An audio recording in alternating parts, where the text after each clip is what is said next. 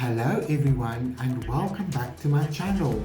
So I'm continuing my journey during this 100-day project and this has been a lot of fun so far. We're not done yet, but I am completing a 9-day phase during or as part of this process, should I rather say. So for the last 9 days, as you know, I've been playing with watercolor and I think I really enjoyed this the most out of all of the mediums that I've tried, especially in this small format and for the time period that I have.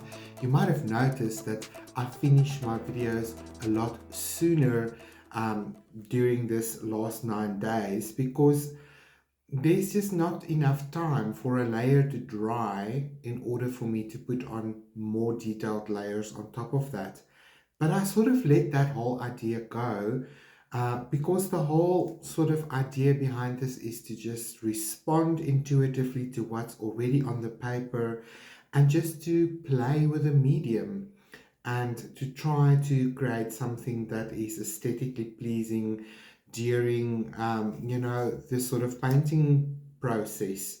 So as soon as I sort of let that idea go that I must make something again out of this, it sort of just transformed and it became a beautiful exercise for me to just express myself and capture some interesting shapes and line. And in the end, what sort of happened was they sort of all took on a floral note in a way. There's some kind of botanical reference, maybe like the crown of a flower or the innermost part of a flower that would attract an insect to maybe come and help pollinate. So that's sort of what we are seeing here, are beautiful sort of mandalas of flower cores that I think is just absolutely beautiful, and I did enjoy this quite a bit. So I'm not sure exactly what medium I'm going to switch to again. Maybe you guys can help me. Tell me in a comment below what medium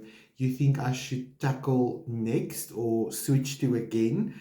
And the options are watercolor, acrylic, fluid acrylics, inks, or oil pastel. That's basically what I have, and pencils.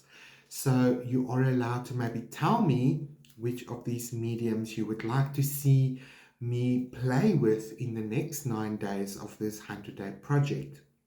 So today I'm basically here to just show you the last 9 days and also to put it on a beautiful piece of rice paper with these beautiful gold filaments in it. So again, I'm going to go ahead and just determine where the middle is of this little page, and then I'm just going to stick them down with glue stick and just create a beautiful collage that I can put in a frame and enjoy. And this might be an idea that you can tackle a little project, maybe to create beautiful art that you can put around your house, or maybe you can hand out as gifts to friends, or maybe like a welcome to new neighbors or whatever. I like to share my art with people, especially like in a small way that won't overwhelm somebody's space. Maybe it's not their style or the color scheme of their choice or whatever the case may be. So giving somebody small art in a card form or something small that they can put on a table or maybe on a bookshelf somewhere, that is really nice and lovely to warm up a space and to make them feel welcome, or that you thought of them, or that you are thinking of them. So creating a greeting card or tag for a gift or something like that, this is definitely one way to go about that. So I want to encourage you, creating art doesn't have to be time consuming and complicated. It can be a simple 10-minute practice per day where you just dedicate that to creating something small, something pretty, something expressive that you just enjoyed to do. and then it can find a life of its own or a purpose by giving it as a gift to someone. So I basically just spent a few minutes there arranging these 9 little paintings in a way that I thought would be aesthetically pleasing. And I decided to start with the sort of banner that you see for this video. That was one of the first two sort of recordings I made for this last 9 days in watercolor, and it ended up being this beautiful blue sort of daisy.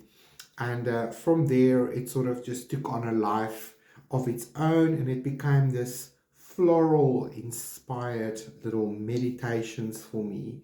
That was really beautiful, and I must say I did enjoy the last 9 days quite a bit. It was empowering for me to just play in a medium that is one of my go-tos when I'm stressed, or when I don't know what to paint, or I don't have a lot of time.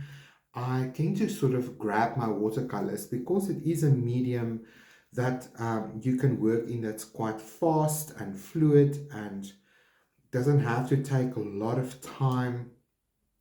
And at the same time, I got these beautiful new watercolor brushes that I sort of got free as a gift from Timo, and I'm really grateful for that. I bought shoes, and then there was a beautiful sort of add-on, add something free for yourself kind of thing, which was quite nice.